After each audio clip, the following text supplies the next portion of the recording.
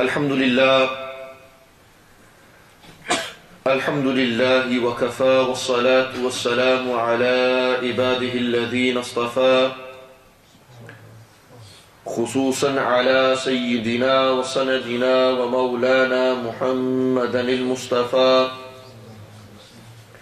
صلى الله تعالى عليه وعلى آله وأصحابه ومن والاه أما بعد فأعوذ بالله من الشيطان الرجيم بسم الله الرحمن الرحيم قال الله تعالى في القرآن المجيد والفرقان الحميد أحسب الناس أن يتركوا أن يقولوا آمنا وهم لا يفتنون صدق الله مولانا العظيم إن الله وملائكته يصلون على النبي يا أيها الذين آمنوا صلوا عليه وسلموا تسليما سمعك دروشي بري اللهم صل على سيدنا ومولانا محمد معدن الجود والكرم ومنبع نور والحلم وعلى آله وأصحابه أجمعين الصلاة والسلام عليك يا سيدي يا رسول الله وعلى آلك وأصحابك يا سيدي يا حبيب الله الصلاة والسلام عليك يا سيدي يا رسول الله وعلى آلك وأصحابك يا سيدي يا نبي الله الصلاة والسلام عليك يا سيدي يا رسول الله وعلى آلك وأصحابك يا سيدي يا سيد الأنبياء والمرسلين بسم الله الرحمن الرحيم. After praising Allah subhanahu wa ta'ala and sending peace and blessings and infinite salutations upon the best of creation, the beloved of Allah Almighty, the light that was sent to enlighten the world, in particular to enlighten the hearts of the believers. The purpose of our lives, the coolness to our eyes, none other than Sayyidina Muhammad Rasulullah sallallahu ta'ala alayhi wa sallam. The title of the talk is Thug Life. And this title is a relevant title to today's times, as many youngsters are growing up with this certain mentality now of thug life, this thug perception, this wannabe gangster mentality. And because it's becoming a very big problem for our young Muslim brothers and sisters, I feel that it's a topic that needs to be spoken about. Somebody needs to shed light on it. Somebody needs to talk on a level to the young people to make them understand and to make them realize that, look brother, that's not the way forward. That's not your life. That's not what your name represents. Why don't you choose a different line? Why do you have this mentality? So because of this reason, we decided that the topic would be relevant to the young people. For many years, the previous generations have been catered for. We have catered for the generations that came before us, the elder generation, first, second generation. But sadly, nobody seems to want to cater for the young people. Nobody wants to give young people attention. Nobody wants to speak to young people. Illa masha'Allah, you will find a few who are forward-thinking, few who are up-to-date, and few who see the problems and they realize that this is a situation out there, and we as committee members, mosques, scholars, parents, young lads, brothers and sisters, want to make a change for that. We want to now cater for them, be able to speak to them so that they can relate to what is being said, and we give a solution to that. Every problem that occurred in the past, the Muslims gave solution to them. Islam was the solution for them. And these modern day problems that we have today, again, Islam is the solution for that. And we need to now translate the words and the teachings of Islam, the teachings of the Quran and Sunnah to the young people so that they may understand and they may have some solution and hope and have some direction that they can go towards and say, you know what, that's what I want to be now. I want to make a change. I want to look at life differently. I've had enough time chilling out. I've had enough time roaming the streets. I've had my cars. I've had the flashy gear. I've done everything I needed to do. Now, I think it's time that I become a good Muslim. I become a good little boy. I think it's time I change my ways. So we need to talk about this, and we need to hit the subject on its head with the nail on its head, as they say. We need to go head on. Talk to young people. For that reason, mashallah, the brothers invited myself to speak about this subject, shed light on it, and then inshallah at the end give solution to these problems that we are facing today. One of the biggest problems is this mentality. Why do young people have this thug life mentality? What's the reasons behind why they think like this? Maybe it's the boys he hangs around with, the lads that he rolls around with. You know, those guys he meets up at 10 o'clock at night. Why would you meet your friends at 10 o'clock at night? If you have children at home, or you have a wife, most probably women wouldn't, you're a husband.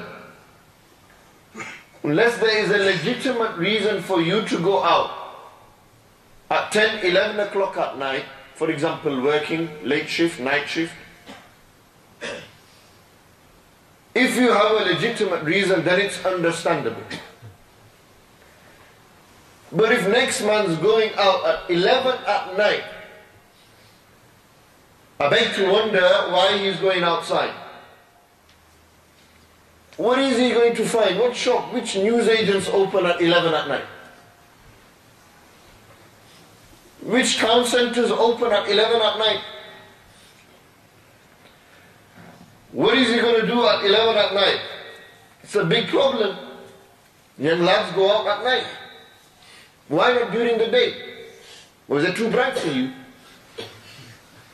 Well, you see too much. Too many people can see you when it's night time. You can ghost around. Nobody sees you. No cars about. So you find young people going out at night. The town centers are closed, but Shaitan's town's open. The town center is closed, but Shaitan's town is open. Shaitan's town consists of drinking, sleeping around, nightclubs, pubs, skunk and weed drugs. It consists of the boys coming out, dressed up slick, got his M3 out as well, revs it a bit outside his house to let him know I'm here, bro. Big man's in town. So he does that. He wants to make a point. He wants to seek attention. He wants to let the boys in Batley know that there's no bigger gangster than me. I'm the biggest one going. I've got a better car than you. I've got a better house than you. I've got more money than you. And this mentality has come about because the laddus who he used to hang around with, the boys he used to hang around with, this is their mentality. Look, if you take a lad who is gangster mentality and you say 1 week you're going to go hang around with Imam Sahib, you're going to chill with him, you're going to spend time with him. In that 1 week his mentality will change. He will, every time he wants to link, he's going to link Imam Sahib. Imam Sahib's not going to allow him to smoke. He's not going to allow him to shop. He's not going to allow him to express his mentality and what's on. Imam Sahib's not going to allow him to do that. So it will change. He's going to change his mentality.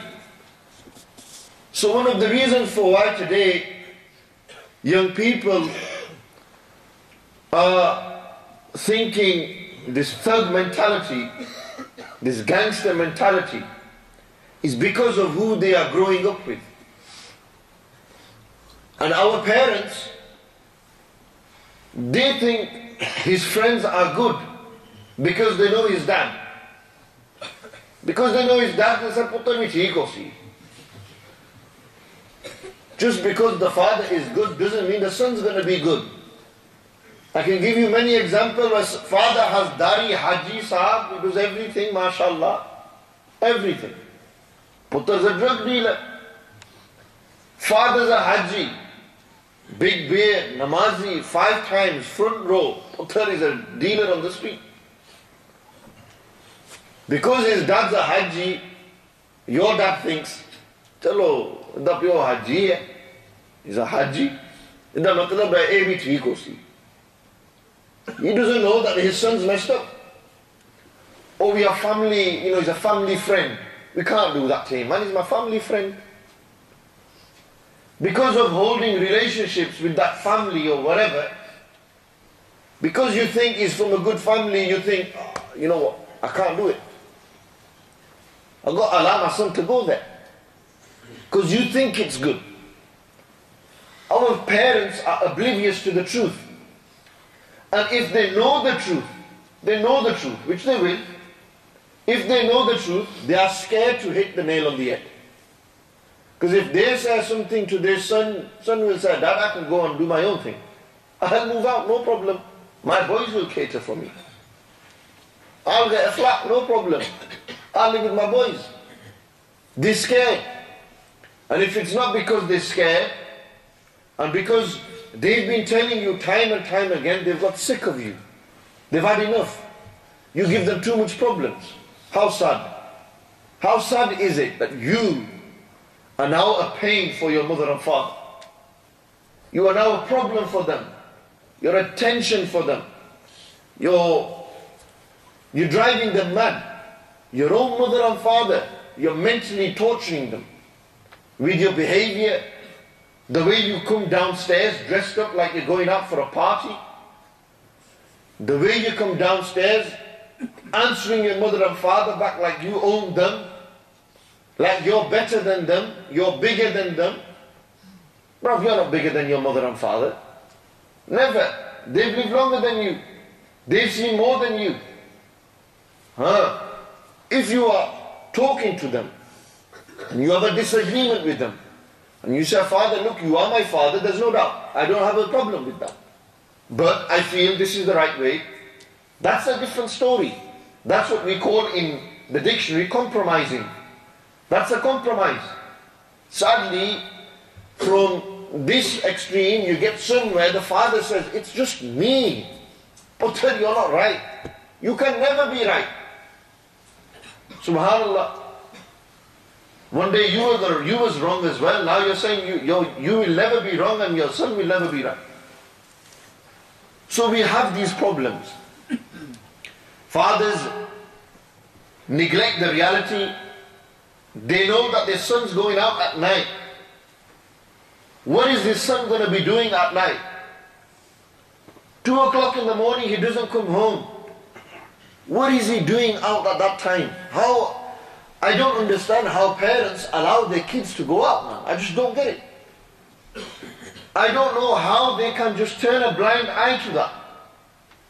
So many houses you will find where it's the daughter, maybe it's the son, they go out at night and the mother and father in the morning know where they've been, but they are scared to confront their children.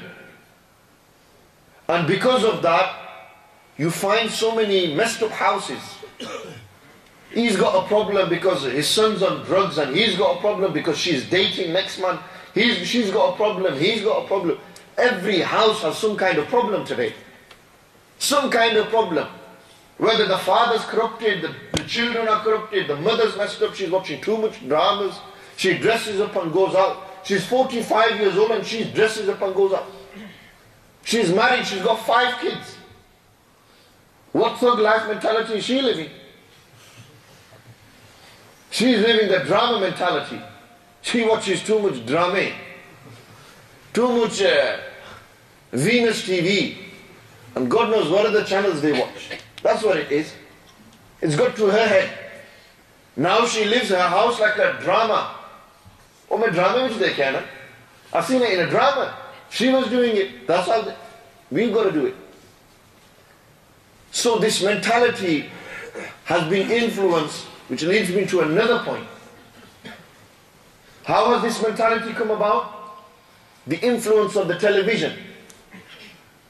Brothers, I grew up watching Godfather, Don Vito Corleone. I grew up watching Scarface, Tony Montana. I've seen American Gangster, Denzel Washington. When you watch these movies, yes, there might be 10% good in there. There's a good storyline. It teaches you. You know, these 14, 15, 16-year-old who watches these movies, who watches these programs, they just love the action. That's all they like. They love the running. They love the need for speed in there. The cars, they love the way they talk, the walk. They don't look at the lesson in that story. The man got killed at the end because he was in the wrong line. They don't look at that. They look at it as, man, the guy's a bad actor. Look at him. Al Pacino was giving it in Scarface. And then he tries imitating him. He goes out there, tries walking like him, talking like him. He uses the same words as he uses. So where did you learn this from? Since when did you pick up this Colombian accent? You tell me. I've been watching movies all night. What did your mum and dad? Oh, they were asleep, man. They put a TV in my room. Moja. They put a TV in my room. I got myself a DVD player. Maybe it's a DVD TV combo. Both of them, he put it in there. I was watching it at night. I've seen it. 10 times over I watched it. What did you learn? Man, the guy's a gangster. The guy talks a gangster talk. He's got money, everything. He's got this white stuff in front of him. He doesn't know what it is. He doesn't know anything. He doesn't know if it's right or wrong. He just looks and says it's action. Look at how much TV has influenced our lives. Most of these things that you see it on the television. Now the TV has many good inside it, and it has a lot of bad inside it as well. There's good, you can watch Islamic channels on there. You can benefit by watching Noor TV, Ummah channel, all these Islamic channels that are on there. However, the same hand, you've got MTV on there, you've got BBC, you've got EastEnders, you've got all of these things. You watch them. Your perception builds and you keep watching, you keep watching, you keep watching. You analyze the body language, the facial expressions, and before you know it, you're doing what they're doing on TV.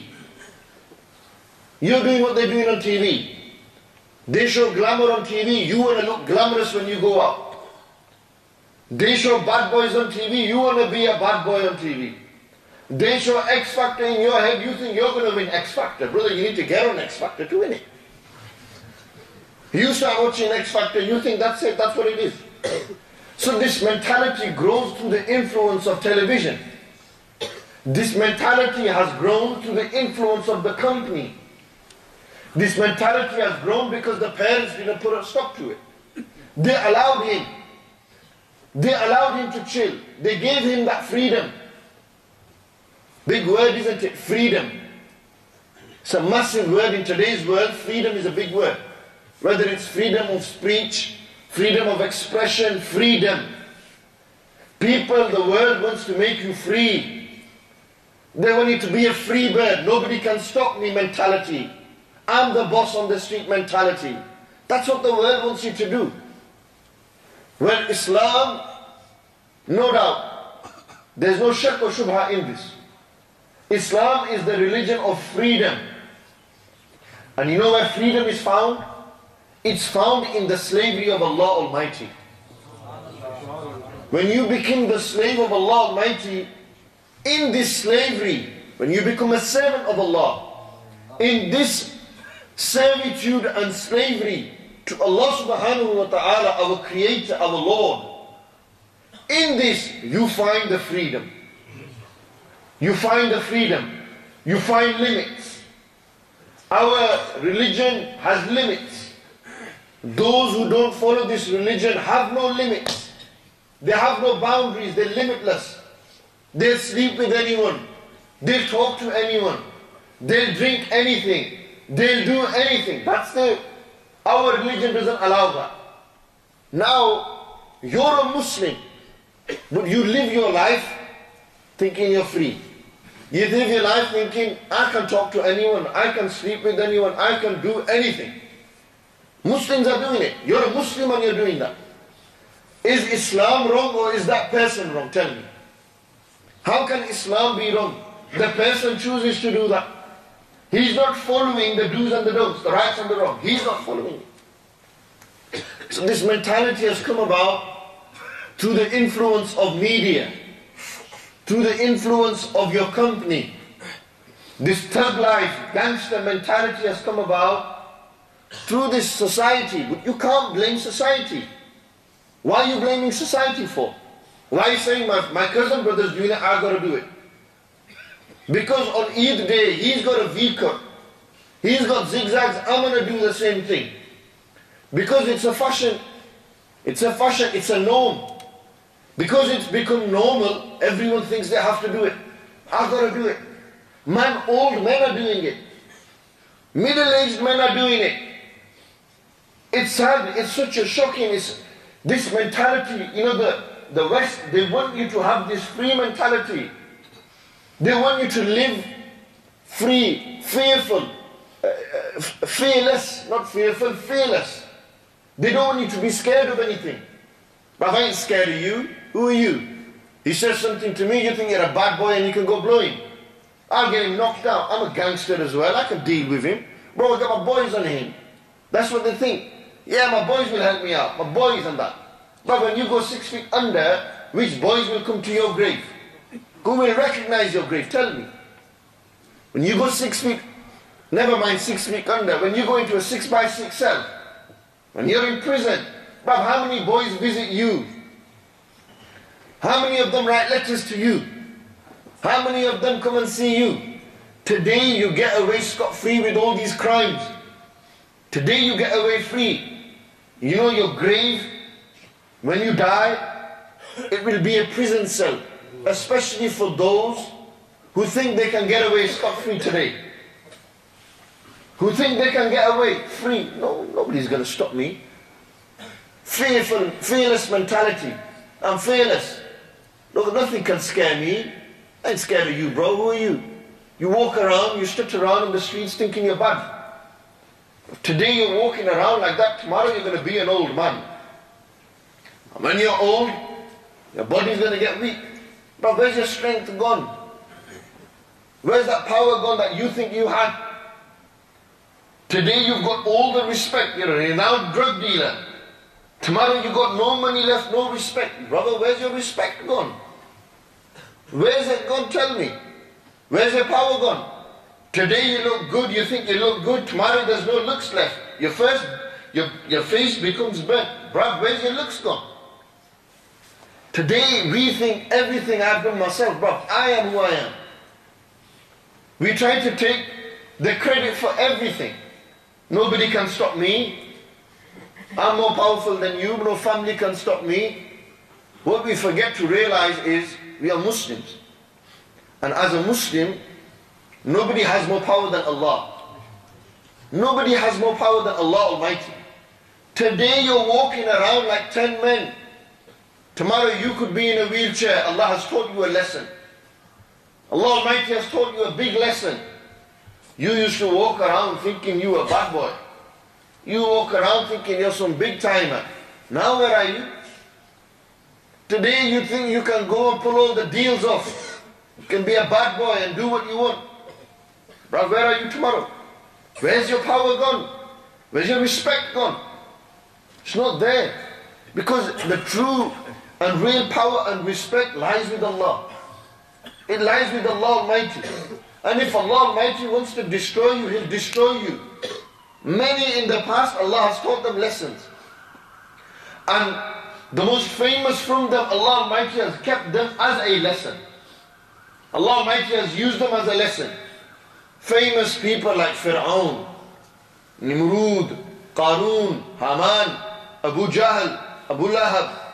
These are famous people who were renowned thugs of their time.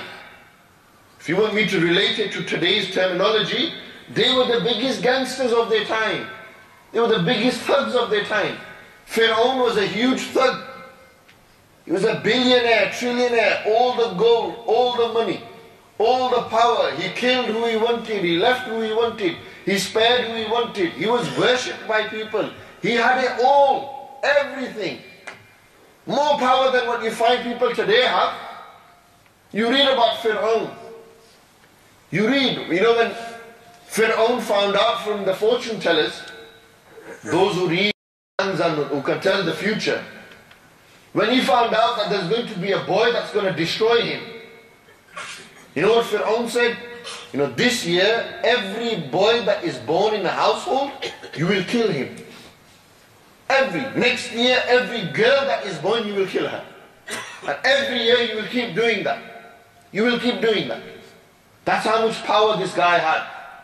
He had it all. Brother, you have nothing compared to Fir'aun. What did Allah Almighty do to Fir'aun? What did Allah subhanahu wa ta'ala do to Fir'aun? How Allah Almighty taught us a lesson through Fir'aun.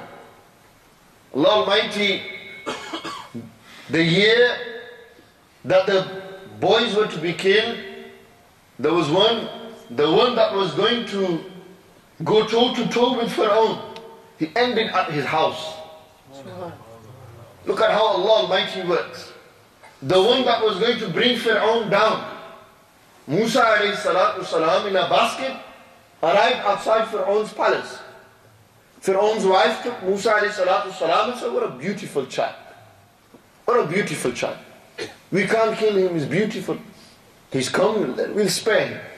Allahu Akbar, Musa alayhi salam grew up in Fir'aun's house. And Allah Almighty was going to destroy Fir'aun and said, the person that will destroy you, he's growing up in your house. He will teach you a lesson. Now Musa alayhi salatu was salam, and they did the Ilan of the Nabuwwat, and Allah bestowed them with prophethood. And they went against Fir'aun. The people believed in Musa alayhi salam. Miracles were performed, defied Fir'aun's miracles, defied him everything. Fir'aun tried everything to stop Musa alayhi salam. Allah Almighty said, to every bad I will send somebody good. I will send someone to destroy that person. I will send someone to teach that person a lesson. Allah Almighty taught Fir'aun a lesson. When Fir'aun, million man army. You know, when you talk about a firm, you talk about a crew. Fir'aun had the biggest crew, millions in his army, in his crew. Musa alayhi salam, when he arrived at that river, Musa alayhi salam said, Allah, open this river for me. When Allah Almighty opened the river, Musa alayhi salam got to the end.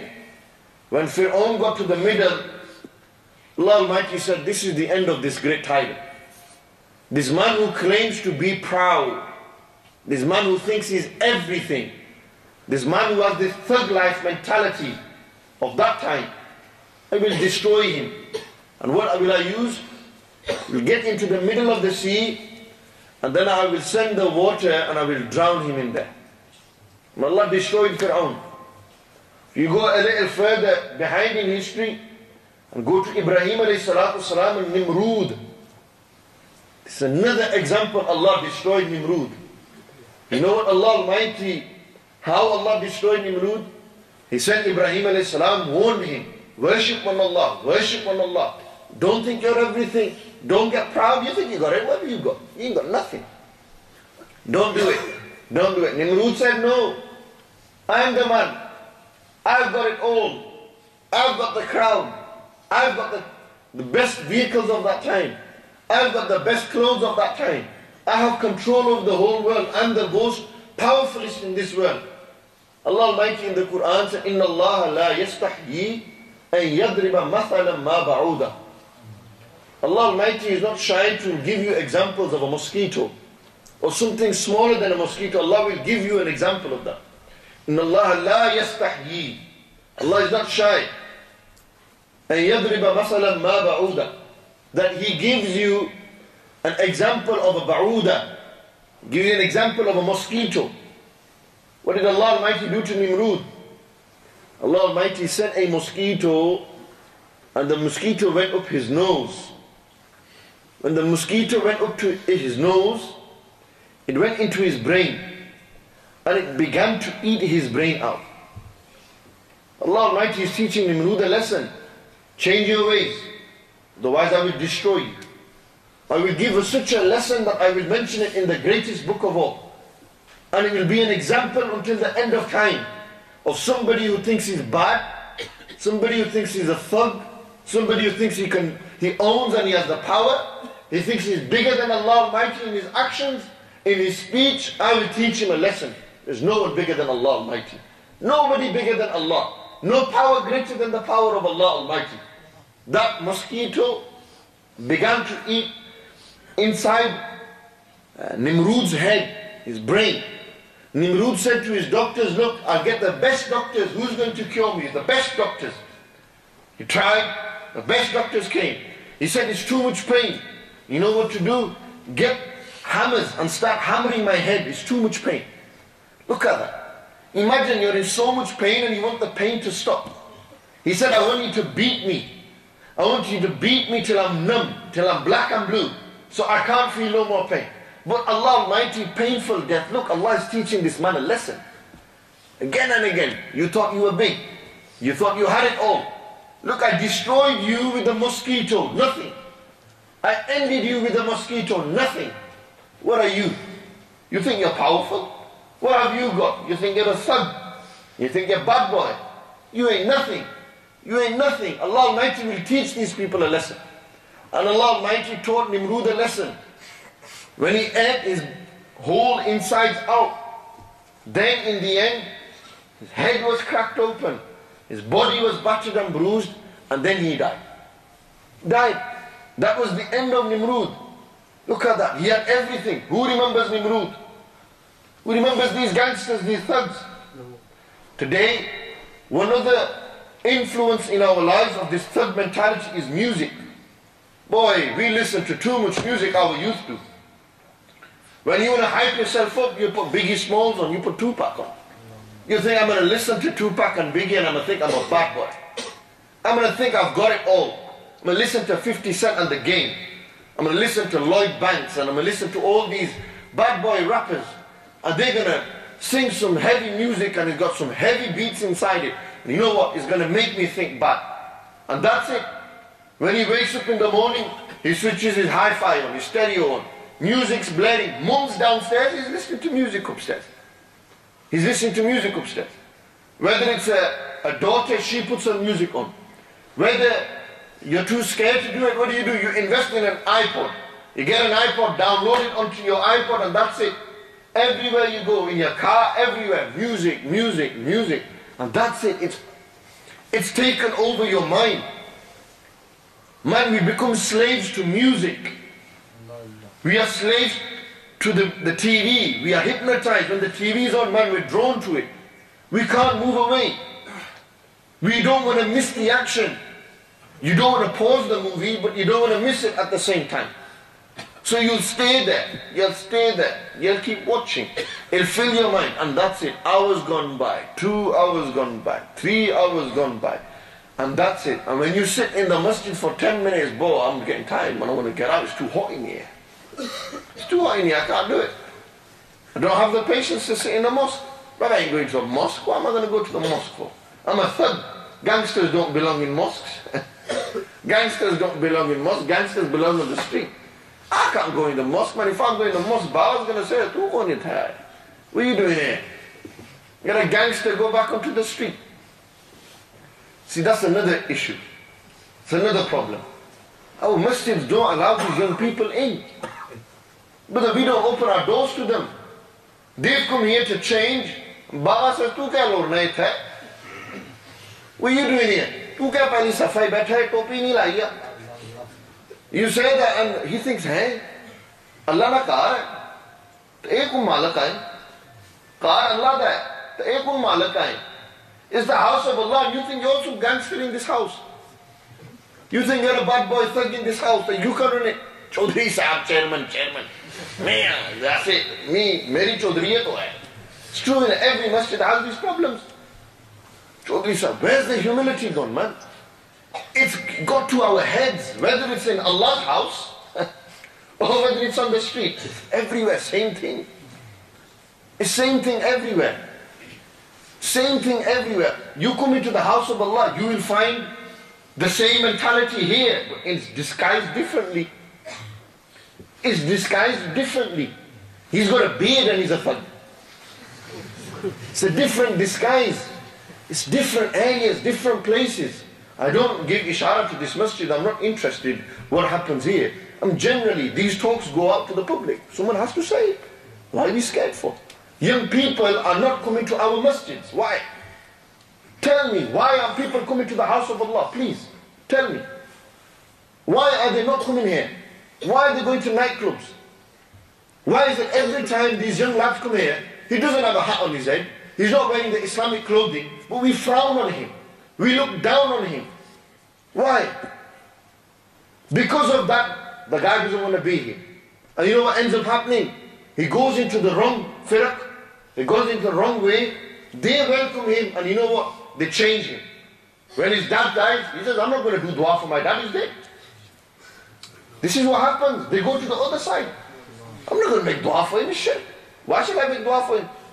Halanki he's born in a family that believes you should make dua when somebody dies. You should do Fatiha. He says, "I ain't doing no Fatiha."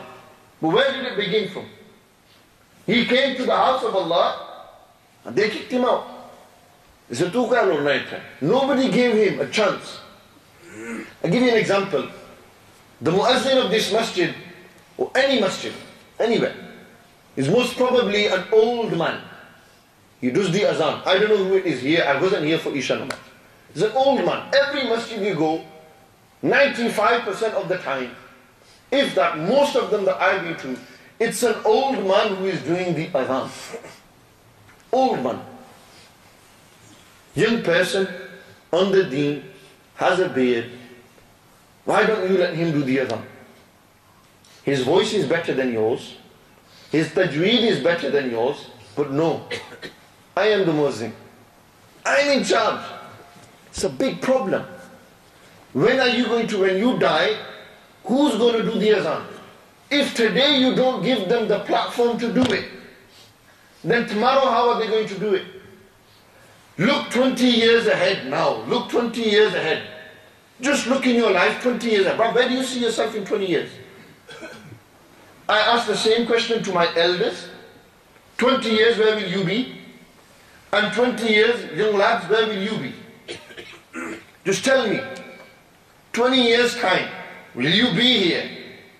I will be 42 years old. I'm 22 now. I'll probably be 42 if Allah gives me life forever. 42 years old. Where will I be? Where will you be? If you're 30, you'll be 50. If you're 60, you'll be 80 if you live that long. Nobody knows if we will live till tomorrow. There's no doubt about that. I'm not saying that. Just saying, ask yourself. Look ahead and think, brother, will this masjid have young people then? Will you be here in 20 years' time? Tell me. That's what I want to know. Can you see yourself here in 20 years' time? If you're not on the deen in the first place, maybe you can't see yourself. That means you have to get on the deen to see it. That means you have to change your ways to see it. That means you have to become a religious person. Your mentality has to change. For how long are you going to live with this mentality? And for those who are in the house of Allah Almighty, in 20 years' time, where are you?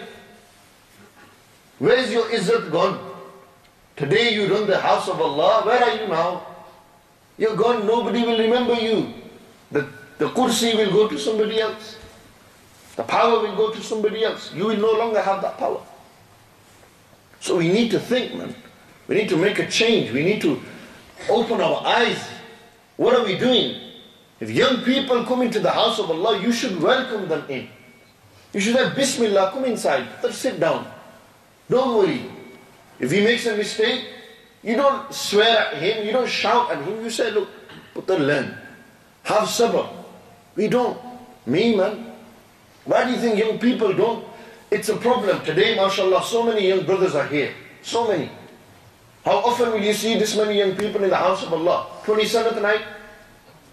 They'll be here on the 27th night. Yeah? 27th night, you'll all come here. Most of the time, you probably come like, I grew up, I know. You come, you tell your mom, I'm going to the house of Allah. Satisvi di raat hai, ibadat di raat hai. You're going for a chill instead. Late night chill.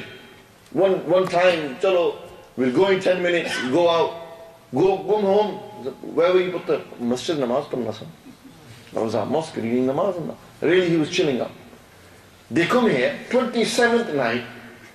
How many talks around the UK in the masjid will you find will be in English on the 27th night? Why can't we give 1 hour to the young people on the 27th night? Why can't we? The greatest ibadat, theek hai, reading namaz, doing nafal. Bring in one young lad on the deen, man, the reward for that. You will get the sawab for it. Just one. Milad Sharif program. Milad Sharif is coming up, somebody's phone's going off, I don't know. Milad Sharif program, and nothing's in English. When's it going to change? When are you going to allow? We are already behind 20 years. We are already behind people. And if we don't change now, then in 10 years' time, this masjid will have no young Sunni youth left, I tell you. They will all go. They will forget about it. They'll say, man, I came here, I tried, nobody helped me. Why should I do it? We've got to have some vision. As Sunnis, we have to have vision. We've got to look ahead, man. You're going to have kids tomorrow. Today you're a thug, tomorrow what are you going to do? Today you bowl around like a gangster. Now you're thinking, I want a wife who's good looking. She's looking good. 20 years time, you will suffer. If today you're looking for one that is good looking and has a good job and all that, in 20 years time, you know how you will suffer. When you have kids and you and your kids study namaz, they'll say, Dad, when I grew up, I seen you ain't reading namaz. Dad, you didn't do that. Why should I do it? These are the answers children give to their parents today. Father, you didn't read namaz, why shall I read it? My mom used to watch dramas all the time, why shall I watch anything? Why shall I read namaz? Everything we do, it has a consequence. It has an effect on young people, your family, your young brothers around you. Brother, why are you doing this around your young brother? Why are you talking in this certain manner? Why are you acting and behaving in this certain manner? your brother's going to turn out to be a gangster as well then eventually. He's looking at you. He's looking up to you. Why are you doing this? So we need to look ahead. We need to make a change. If young people come to the house of Allah, welcome them in, please. This is where they will change. You know what Shaitan says? I tell you, satanic mentality. Yeah? You've had a lick of a zoot. You're stoned. You know that if I smoke weed or skunk, then for 40 days my namaz is not accepted. So when the brother says, let's go to the mosque, he'll say, bro, I'm not pak. Bro, I'm not pak and I'm impure, I'm unclean. I can't go to the mosque. I can't go. I'm unclean. MashaAllah, you have so much respect for the masjid. You're unclean and you don't want to go. Take it. I say to that brother, even if you are 10 days ago you had it, you still come to the house of Allah. Still come. Come. This is the house of Allah Almighty. If all kinds of people go to the Kaaba Sharif, all kinds of people, the biggest gangsters have gone there, changed. This is the house of Allah. You come here, you might change. It might affect you. You might change your mentality. You come. When I said, brother, come, I keep saying it. Shaitan turns around and says to him, bruv, don't go. Don't go, man, you're impure. Don't go, you're not clean. You can't go in there. So he thinks, I can't go. And because of that, he doesn't go to the house of Allah. He keeps carrying on in his old way. How do you combat that? You still go to the house of Allah Almighty. He accepts the namaz, not me and you. He's the one to accept, not me and you. You come, you try. You still make the effort. Allah Almighty is the one to accept. It's possible in this trying, you will change. It's possible. Yaar, if Bishr Hafi rahmatullah alayhi, if Hazrat Bishr Hafi was drunk, out of their head, had alcohol, drunk, if Bishr Hafi can see a waraq, a piece of paper with the name of Allah written on it, and overnight Allah will change him. The brother, if Allah Almighty wants and wills, He will change you too as well. You've got to want to change. How are you going to change if you don't want to change? Imam Sahib, I want to change, man. But I can't do it. Something holds me back. Just can't do it. Brother, it's probably the crowd. It's probably the amount of money that you're earning.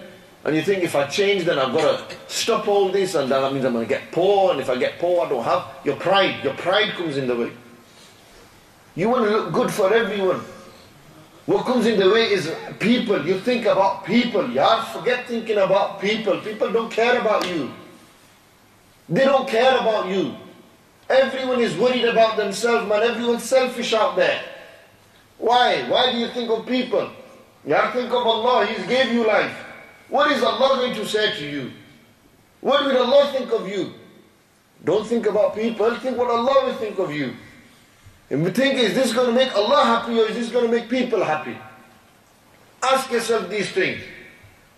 This is where, when he thinks that, when he begins to think like that, he thinks, yeah, I've got to do it for Allah Almighty, then he changes. He says, you know what, man, I don't care what he thinks. I'm not bothered what he thinks. I'm worried about what Allah Almighty thinks of me. I've got to answer to Allah, not to people. One day I will have to stand in front of Allah, not people. One day He will ask me everything, not the people. What answer will I give to Allah?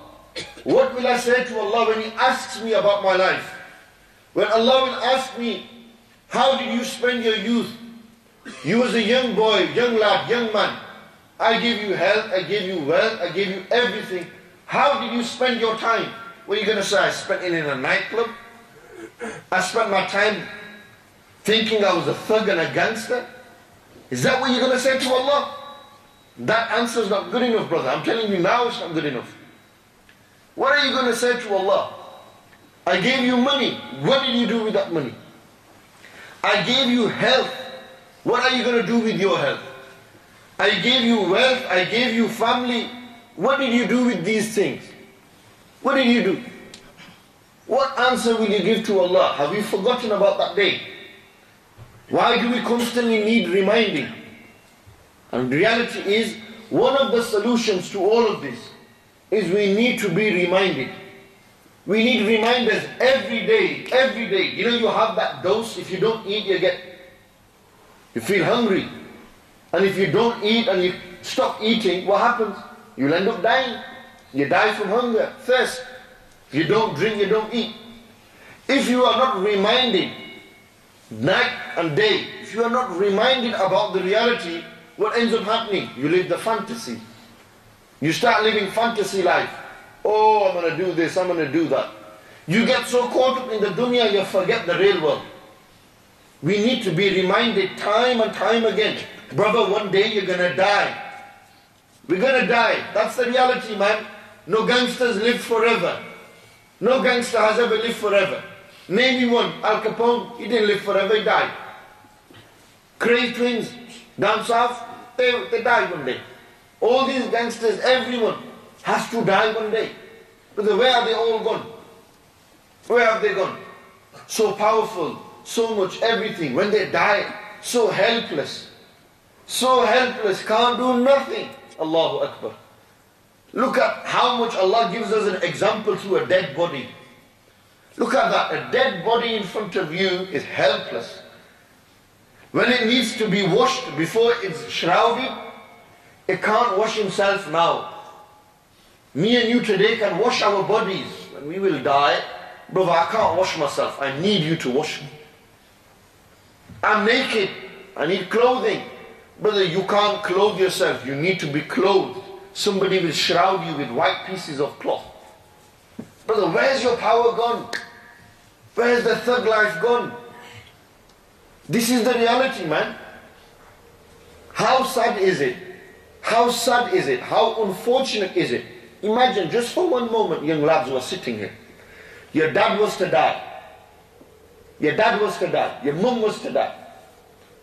You had to wash their body. Brother, you didn't know how to wash their body. How sad is it? You don't know how to wash your own father's body when he dies. All your life, he washed your body. He clothed you. He paid for everything you had on. Everything. He did it for you. Now he's dead. You can't do it for him. You don't have enough knowledge to do it for him. That's so sad, man. That's unfortunate. That you don't know. Chalo, you can get your cousin to wash their body. Somebody who's mahram, somebody who's legal to do it. Who's allowed to do it. You can say. Now comes janazah time.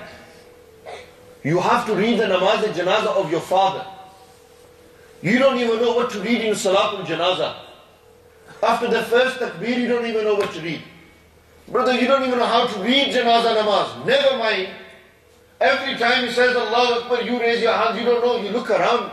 Brother, my own father's janazah, I didn't know how to read. How unfortunate is that? Learn about these things. Educate yourself about these things so you know tomorrow you can repay back for your father. Okay, father, I will bury you as a Muslim. Imagine your father or mother died, you were stoned the night before you went out. The next morning your mother or father dies, but you're drunk. What face will you show to your family? You were so worried about, oh, what will people say? Now what they're going to say? Haji Sahab Puttari was drunk the night before. He was stoned. How do you know? How can you say tomorrow your mom and dad won't die? Isn't that enough to stop you from doing these things? Isn't that enough to repel you to say, I can't do this, man? What if it was to happen? Chalo, this is your mother and father, very important to your life. Let's move further. What about yourself? You was to die tomorrow and you was drunk. You were in a nightclub. You was in a hotel. You was doing something haram. Imagine, just imagine. We was to die in that state. What will we show to Allah? I gave you life, I caused death for you. Look how you died. And you was drunk, you was stoned. But then do you want to die like that? So maybe all of you sitting here, most of you sitting here, don't take drugs, don't smoke, don't do nothing like that. But you're so lost in the dunya, You're so lost in the dunya. You're so lost in the makeup. You're so lost in the fantasy, the cars. You're a good, sensible lad. You're a good lad. You're sensible. You don't smoke. You don't drink. You don't have no illegal relationships. Nothing. You don't do any of that. You don't do any of that. None of that. You go work, you come home, you're with your family, got married, kids. Do you do any good in your life? Reading namaz isn't the only good. There's so many other goods. Do you read your namaz? How come you don't read your namaz? What stops you from reading your namaz? Like I said, you need food to feed you. We need namaz to feed our souls. That's what namaz does for us. For a believer, it strengthens him. It makes you strong. But I don't know. Bruv, you never tried it. How will you know? Brother, when you've tried it, go 40 days trying it. 40 days try reading namaz. Every namaz, then afterwards tell me how it felt. And he says, brother, bara sukoon milaya. That is very peaceful. Chalo, I read my namaz, I could do everything else. I read my namaz. Some guys you find, they read the namaz, they do, and they still do bad. Man, how can you after reading namaz still do bad? Nothing's wrong with the namaz, there's still shaitan in you. There's still a shaitan inside you. What does this tell you? You have to kill the shaitan inside you. You got to fight this devil inside you. Your desire, it's the biggest enemy. Your desire is the biggest enemy, your ego. You know when your ego says, brother, do it, man, just go for it, man. Nobody's looking. Nobody's saying it to you, yourself says it to yourself. Your own ego and desire says, go for it, man, do it, no problem. You have to kill that. Allah Almighty in the Quran said, فَلَا تَتَّبِعِ الْهَوَىٰ. Don't follow your desires. فَيُدِلُّكَ عَنْ سَبِيلِ اللَّهِ. It's going to misguide you from the way of Allah. Don't follow your desire. Don't follow your ego. Your ego says, go for it. It's haram. Do it. Nobody's looking. Do it. It's fine. Don't worry about it. Nobody will find out. You go on and do it. Allah's watching. He sees everything. Why are we trying to fool ourselves from Allah Almighty? Why are we trying to think that Allah is not seeing? We live our lives, effectively we live our lives as if God doesn't exist in our lives. It's how we live. How often have you thought Allah is watching me in your life? Never mind your life, your day. How many times in the day have you thought Allah is watching me? How many times has that question crossed your mind? How many times? Rarely. Why?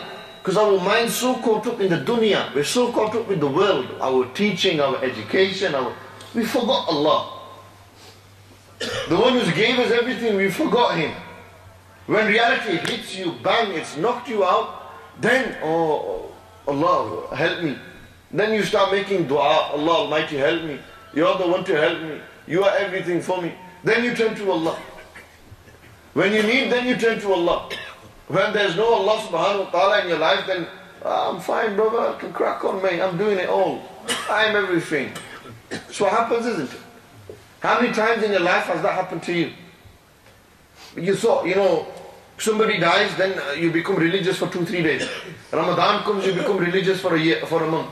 Yeah, that's it, bro. Rosea here, man. Rosea here. You keep a rosa and you think you're the greatest wali that's ever come. You keep one rosa and you think, that's it, bro. I'm a religious guy, man. I kept my rosa today. Subhanallah, very good. MashaAllah, Mubarak to you, brother. It's a big thing. For you, it's a big thing. Maybe for another brother, it's very minor. He does more than that. Everyone has their own limit. Everyone has their own target. You should set yourself targets. But just as you financially set yourself target at the end of the year, I need this much. Just as at the end of the year you will have exams and you've got a target to prepare for that exam. Brother, set a target in your life. Today I'm going to read 5 times in namaz. I'm going to try it. Brother, try it. Chalo, if you don't do it, but you're trying, aren't you? How many of us even try doing that? Try it. How hard is it? Well, you can't make time for Allah Almighty. He's made so much time for you. Time revolves around your life. But you don't have time for Allah Almighty. In the day, reading namaz, how many minutes? Every namaz, 10 minutes. 5 namaz, 50 minutes. 50 minutes in 24 hours, you can't dedicate that to Allah Almighty, at least that much. Oof. Brother, work it out. You can't do that much. So I'll add an extra hour, maybe 2, for traveling and everything else that comes. 2-3 hours, that's nothing, man. If you live in Bali and your house is around the corner, brother, come to the house of Allah, read your namaz, make your dua and go home. Set up. So you find that these are all problems, situations. And the solution to these is simple. For those who are not on it, you have to get on it. You have to get on it. You have to come onto the deen. You've got to try to change. Look, if you're hanging around in a bad crowd, it's simple. Get out of that crowd. Find new friends. At least one person in your phone book will be a religious guy. At least one person. Ring him up, link him up. Go sit with him, spend time with him. Become a religious person, change your mentality. So then, that's one way. You change your crowd. The boys you are hanging around with. If you're not on the deen, don't stop. Don't become weak. Brother, if you want to go and do something haram, you will put every ounce of blood, sweat into it. To go and get that. There's a house on sale. Every penny you will save up for that house. You got a mortgage to pay, brother. If you can pay your mortgage off, then I'm sure you can also try for Allah subhanahu wa ta'ala. I'm sure. If you can go out there and work 6, 7 hours, 8 hours, I'm sure you can work for Allah subhanahu wa ta'ala. Only an hour, nothing more than that. Read your 5 times namaz. Simple. If you can do it for all the bad, why can't you do it for the good? See, there's a raz in that as well. There's a wisdom behind that. Allah Almighty in the Quran said it. I read the ayat of the Quran. أَحَسِبَ النَّاسُ أَن يُتْرَكُوا أَن يَقُولُوا آمَنَّا وَهُمْ لَا يُفْتَنُونَ. Allah said in the Quran, أَحَسِبَ النَّاسُ. Do the people think, does humanity think, أَن يُتْرَكُوا, that they will leave the old ways. أَن يُتْرَكُوا, they will leave the old ways, the old bad habits, everything.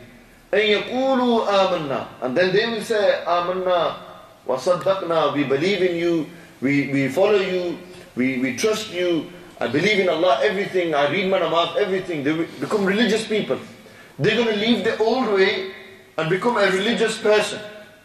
They're going to leave the old way and become a religious person. And then Allah says, وَهُمْ لَا يُفْتَنُونَ. Do they think that Allah is not going to test them then? Do you think everything's hunky-dory after that? Brother, ask a religious brother how hard it is to be on this deen. You got an easy life if you're a gangster and doing everything. You come on the deen and you get tested. Allah tests you. Allah wants to see how strong you are. That's the whole purpose, brother. That's the challenge, man. If you think you're a bad boy and a thug, go on, go for this challenge. I dare you. I dare you, I'll rate you if you can come and start changing your life. I'll rate you. It's not easy. I'm telling you now. It's not easy. Be prepared to lose everything. Be prepared for the worst. But who are you doing it for? You're doing it for Allah Almighty. You ain't doing it for yourself. You're not doing it for no one. You're doing it for Allah. That's the whole life.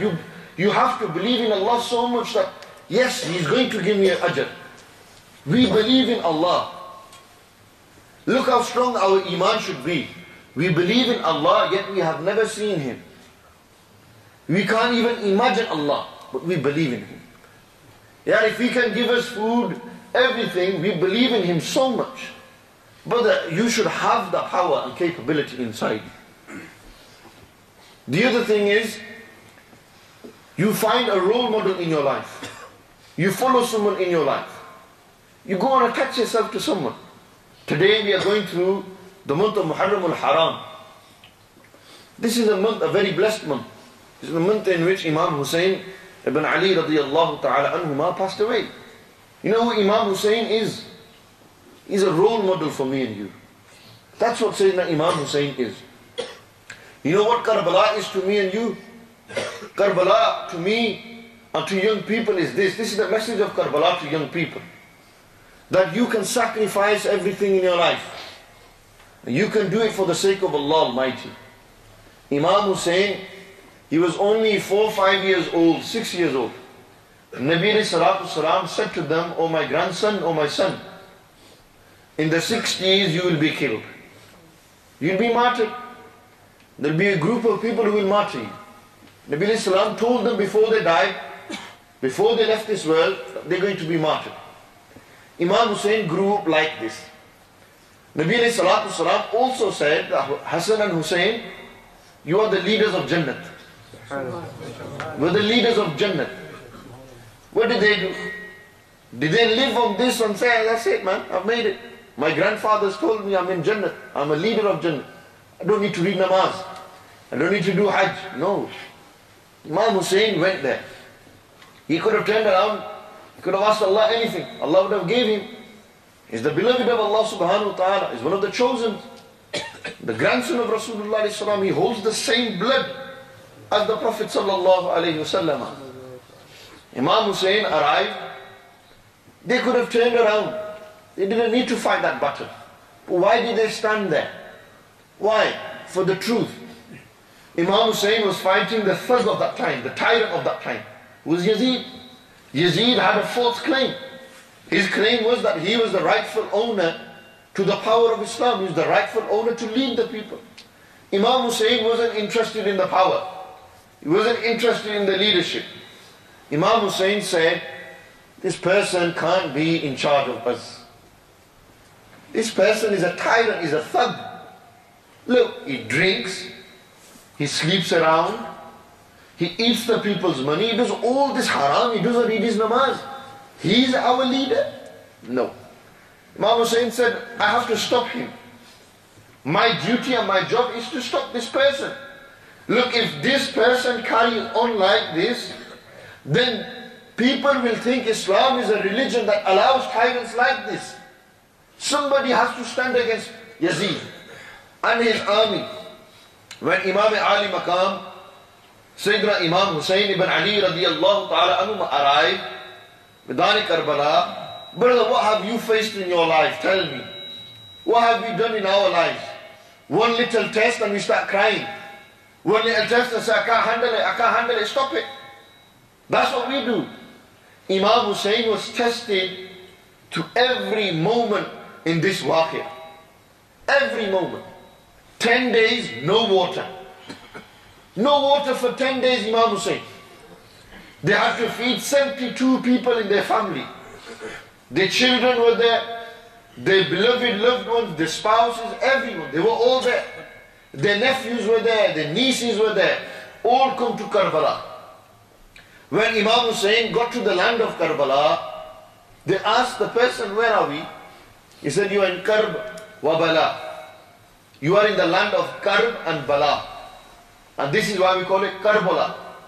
We call it Karbala, but what is Karbala? Actually it's two words in Arabic. Karb wa Bala. Karb and Bala means the word, the land of sorrow. This is a land of Karb, sadness. Bala means test.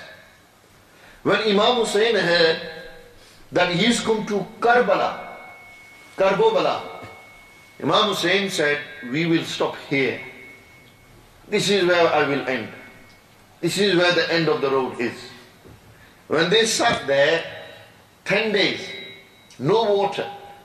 The nieces were crying, the daughters were crying, Imam Hussein's children were crying, needing water. Imam Hussain went to that person, said, give water to my children. Different people, they said, no chance. We'll give it to anyone, but we won't give it to you. Unless you accept Yazid as the ruler. You accept him to be the leader. Imam Hussain remained patient. If Imam Hussain wanted, he could have said, Allah, send water for my people. It wasn't hard for Imam Hussain. He was Malik al-Mukhtar. He was the grandson of Rasulullah sallallahu alaihi wasallam. If he wanted, the mountains would turn to gold.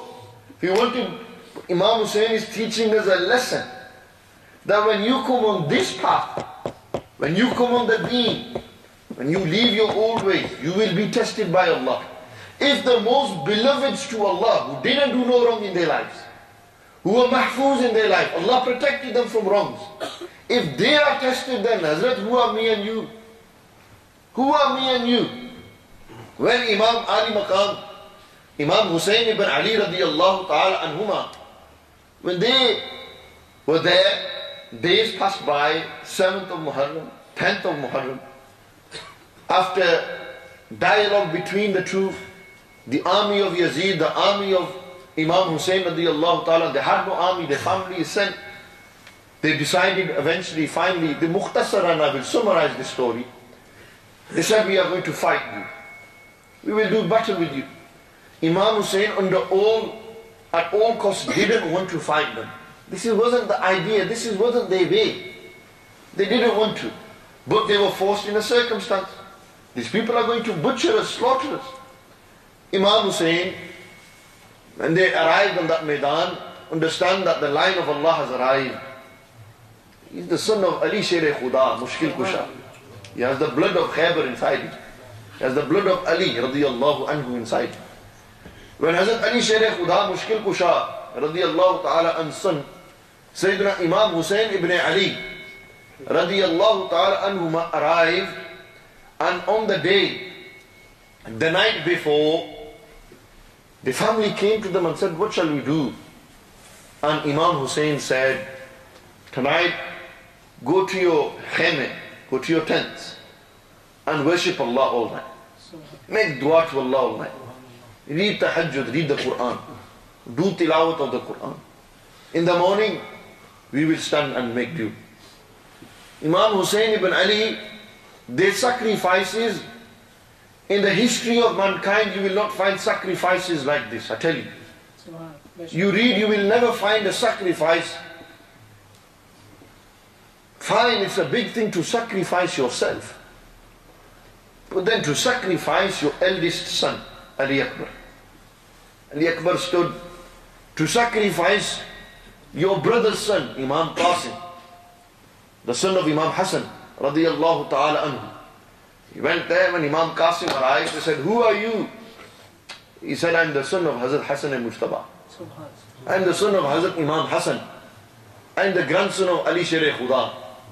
I am the grandson, great-grandson of Muhammadur Rasulullah sallallahu alayhi wa sallam.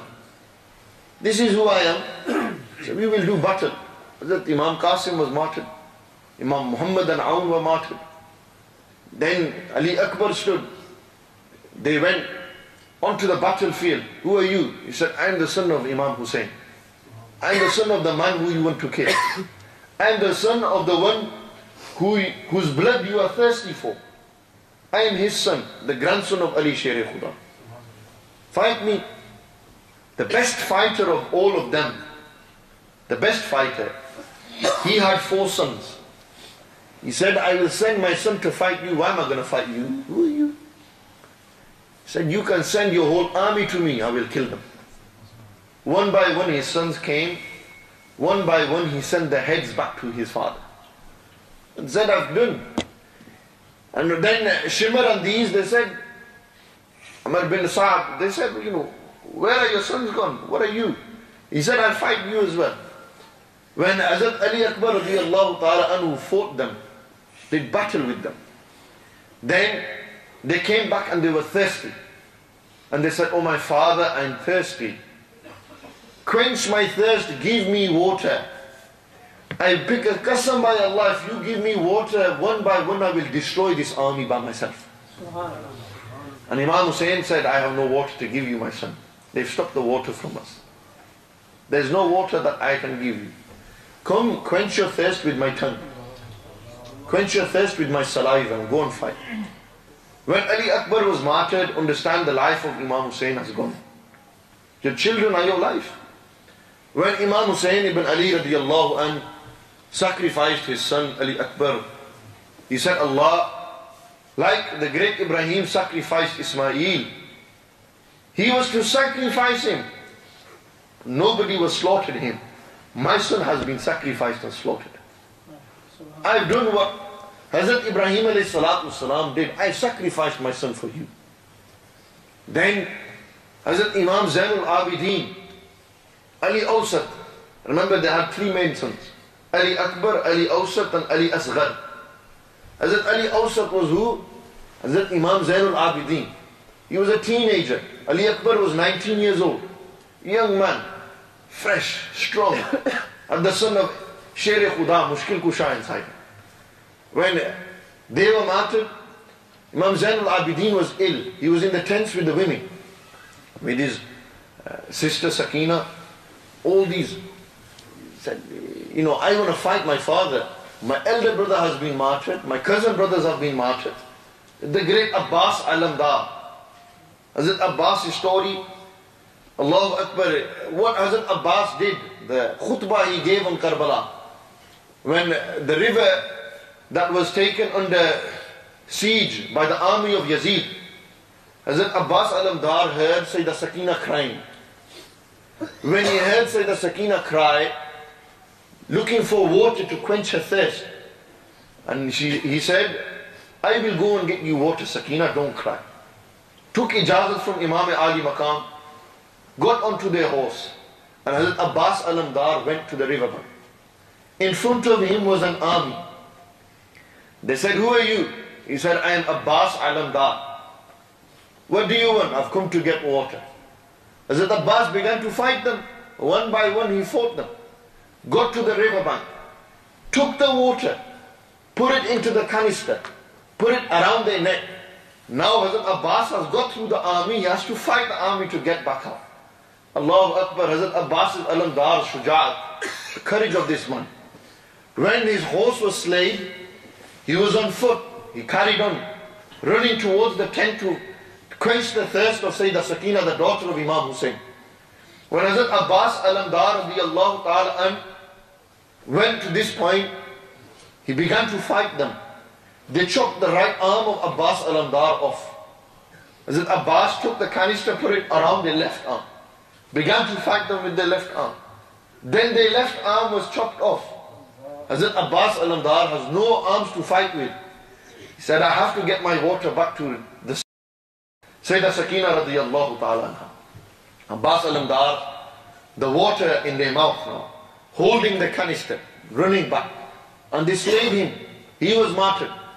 Imam Zain al-Abidin said, my father let me go. That Imam Hussain said, if I let you go, my son, then who is going to carry my awlad on?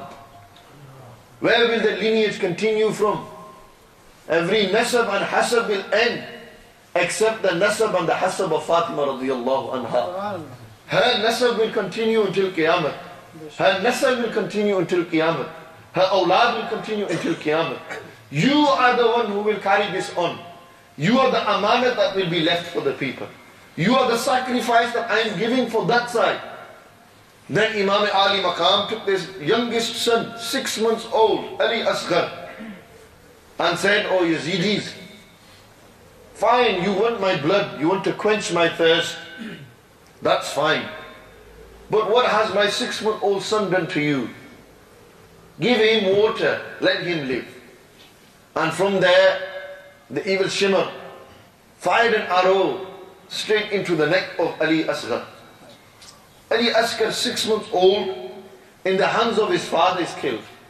Brothers, what have me and you seen in our lives? What have we seen? We live the lives of kings, but the real kings were those on Karbala. We live our lives like kings, but they were the real kings. They are the real men of power, the men who sacrificed. When they sacrificed, they went back, they looked at their family and they said, my turn has come now. It's my turn to go and fight these people. When Imam Hussain ibn Ali went, radiyallahu ta'ala anhu, to Yazidis on the Maidan of Karbala, he stood there like a lion and began to praise Allah and His Rasul. And he said, O Yazidis, do you know who I am? Ubaidullah bin Ziyad, do you know who I am? Amr bin Sa'd, do you know who I am? Shimr, do you know who I am? Shimr bin Ziljawshan. Do you know who I am? I am the son of Ali Sher Khuda. My father was the one who conquered Khaybar. My father had the power to lift a door 40 men couldn't lift. My father was the one who Nabi alayhi salatu salam made him his brother. My mother is Fatima to Zahra. She is the leader of all the women in Jannah. She is the leading light of Jannatul Firdaus. I am the flower of Fatima. My grandfather is Muhammadur Rasulullah sallallahu alayhi wa sallam. My grandfather is the one who Allah Almighty used to send Jibreel to his house. I grew up in the hands of Jibreel. Jibreel used to visit my grandfather. I seen Islam, the Quran was revealed to my grandfather. And today you want to kill me. Today you want to quench my thirst. Come and quench your thirst with my blood. Come and fight me. Imam Ali Maqam stood on the plains of Karbala and fought this army one by one. One by one. 80 was slain on the sword of Imam Hussain. One man slayed 80 people. Then Imam Hussain, when the fresh batch was sent forward, surrounded Imam Hussain. And they slayed the horse of Imam Hussain. Imam Hussain was on their hands and feet, continued to fight them. Until Imam Hussain, their hands and arms were chopped. Everything around them. The sword was in the hand. And the time of prayer came. And Imam Ali Maqam said, "Oh Allah, give me this tawfiq to read my final prayer. Final sujood for you." He said to the army, he said, "Let me bow down to Allah one more time before I die." And when Imam Ali Maqam alayhi salatu wassalam, when Imam Hussain ibn Ali radiyallahu ta'ala anhuma, when they performed this salah, it was then when the cowards killed him. Otherwise Imam Hussain would have slayed this army one by one. It's narrated over 80 wounds were in the body of Imam Hussain. Over 80 arrows Imam Hussain took in his body. He fought for the truth. He fought against the oppressors. He fought against falsehood. He fought against those who had an unlawful claim to the power. He fought against those who went against Abu Bakr and Umar.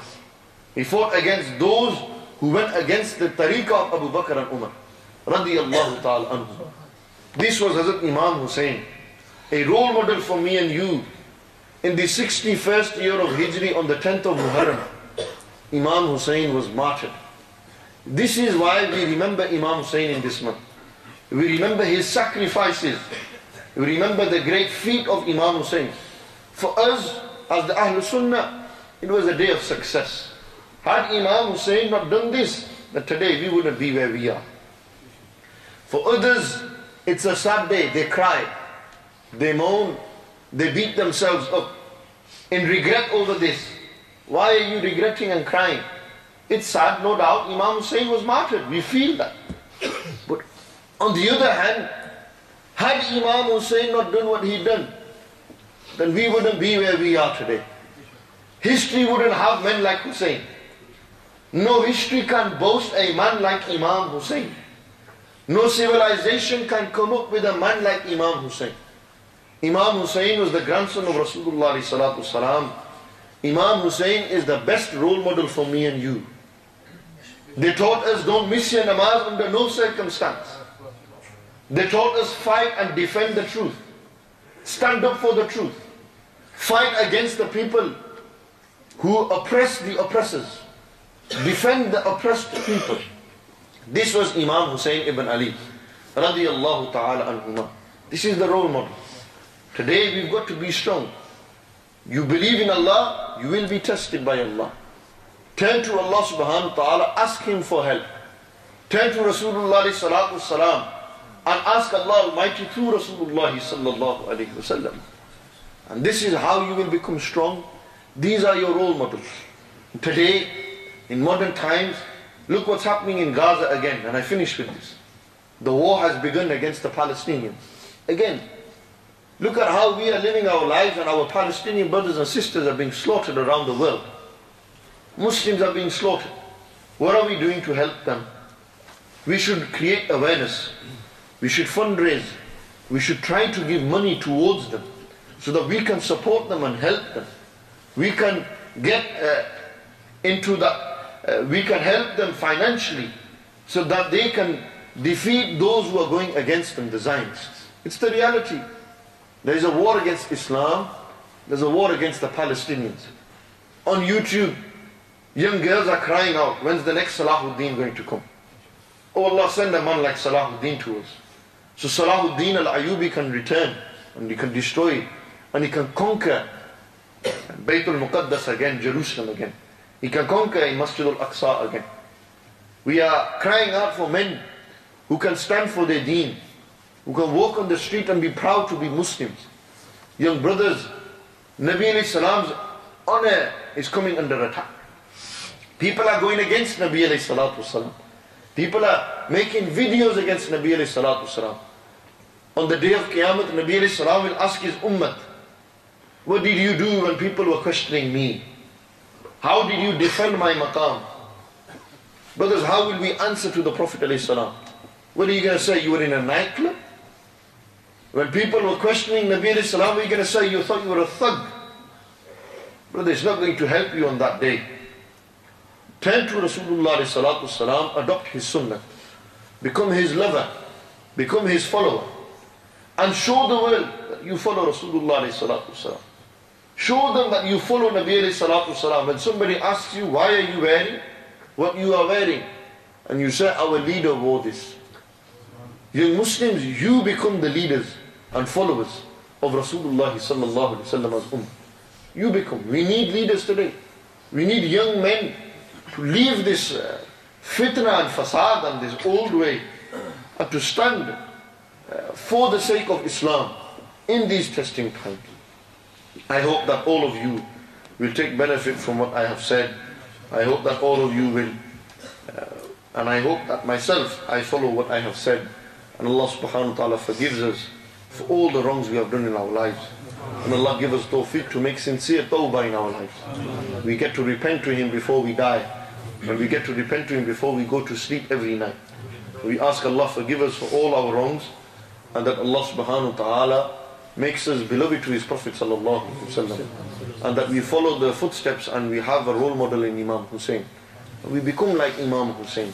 We sacrifice for the sake of Allah and His Rasul, for the pleasure of Allah and His Rasul. وأقول قولي هذا أستغفر الله لي ولكم وآخر دعوانا أن الحمد لله رب العالمين.